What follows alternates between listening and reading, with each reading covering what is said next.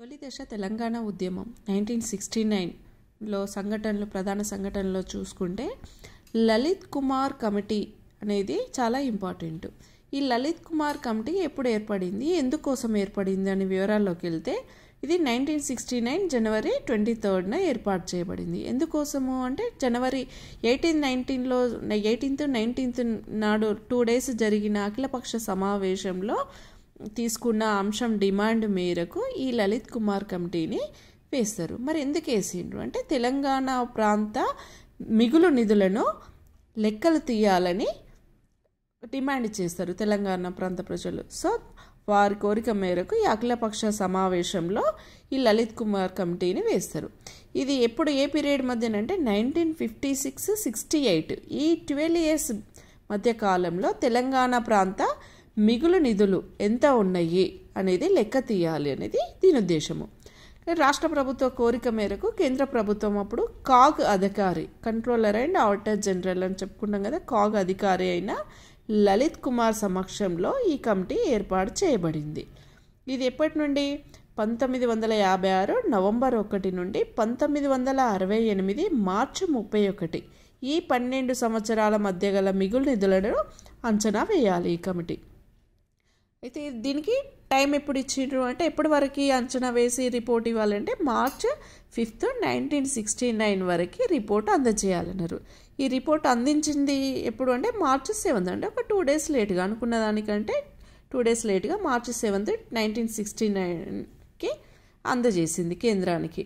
మరి ఈ కమిటీ అంచనా వేసిన మిగులు నిధులు ఎంత అని చెప్పుకుంటే 34,10,00,000 తెలంగాణ ప్రాంత మిగులు నిధులు. అంటే ఈ 12 సంవత్సరాల కాలంలో తెలంగాణ ప్రాంత మిగులు నిధులను లలిత్ కుమార్ కమిటీ ఎట్లా చూపించింది, 34,10,00,000 మాత్రమే అని చూపించింది.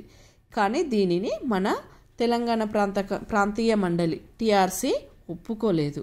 ఎందుకంటే దీంట్లో చాలా అవకతవకలు ఉన్నాయి. TRC ప్రకారము మిగులు నిధులు ఎంత అంటే 107,13,00,000 రూపాయలు ఉండాలి. కానీ ఇక్కడ లలిత్ కుమార్ కమిటీ 34,10,00,000 అంటే చాలా వేరియేషన్ ఉంది, ఇది కరెక్ట్ చేయలేదు అని వాదోపవాదనలు ఉంటాయి. మరి వీళ్ళు TRC ప్రకారం వీళ్ళ వాదన ఏమంటున్నారు అంటే మరి ఎందుకు వీళ్ళు ఇంత తక్కువ చూపించిండ్రు మిగులు నిధులను, ఎక్కడెక్కడ ఎక్కువ వాటాగా చూపించిండ్రు అని TRC వాదన ప్రకారం ఏం చెప్తుందంటే నాగార్జున సాగర్ ప్రాజెక్టు ఖర్చులను కూడా తెలంగాణ వాటాలో చూపిస్తారు. అంటే ఇప్పుడు నాగార్జున సాగర్ ప్రాజెక్టుకి మనకు 2 రకాల కాలువ ఉంటాయి, ఎడమ కాలువ, కుడి కాలువ. కుడి కాలువ కంప్లీట్గా ఆంధ్ర ప్రాంతానికి వెళ్ళిపోతే ఎడమ కాలువ జస్ట్ ఖమ్మం, నల్గొండ ప్రాంతానికే వస్తుంది. ఎడమ కాలువను అభివృద్ధి కూడా చేయలేదు. కుడి కాలువకు సంబంధించి ఖర్చులన్నీ కూడా ఆంధ్ర జిల్లాలకు వేయాల్సింది కూడా తెలంగాణ వాటాలో చూపించిండ్రు. ఇంకొకటి KTPS. ఈ KTPS తెలంగాణలో ఉన్నప్పటికీ మనం ఇంతకుముందు చెప్పుకున్నాం ఖమ్మం ఏంటిది థర్మల్ పవర్ స్టేషన్, మనం దీని మీద షార్ట్స్ కూడా చేసుకున్నాము KTPS. ఎందుకు అక్కడనే మొదటి ఆమరణ నిరాహార దీక్ష ద్వారా తొలి దశ తెలంగాణ ఉద్యమం స్టార్ట్ అయిందని KTPS ఉద్యోగుల ద్వారానే. సో KTPS తెలంగాణలో ఉన్నప్పటికీ దాని నుండి ఉత్పత్తి అయ్యే విద్యుత్ మన తెలంగాణ కాకుండా ఆంధ్రాకే పోతుంది, కానీ ఖర్చులు మాత్రము తెలంగాణ వాటలో చూపించారనేది ఒక వాదన. ఇకపోతే శ్రీశైలం ప్రాజెక్టు ఆంధ్ర ప్రాంతంలో కలదు, కానీ ఖర్చులు ఆంధ్ర తెలంగాణ ఇద్దరికి కూడా షేర్ చేసిండ్రు. అసలు తెలంగాణ ప్రాంతంలో లేని దానికి కూడా ఆంధ్ర ప్రాంతంలో ఉన్నదానికి కూడా చూపించిండ్రు.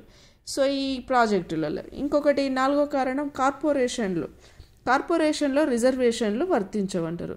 అందరికీ ఉద్యోగాలు వస్తాయన్నారు, కానీ హైదరాబాద్లోని కార్పొరేషన్ భవన ఖర్చులను తెలంగాణ వారి వాటాలోనే చెమగట్టిండ్రు. అక్కడ తెలంగాణ ఉద్యోగులు లేరు. సో ఈ కారణాల వల్ల ఇక్కడంతా కూడా అవకతవకలుగా చూపించిండ్రు. అందుకే 34,10,00,000 ఉన్నాయంటున్నారు. ఇదంతా తప్పు.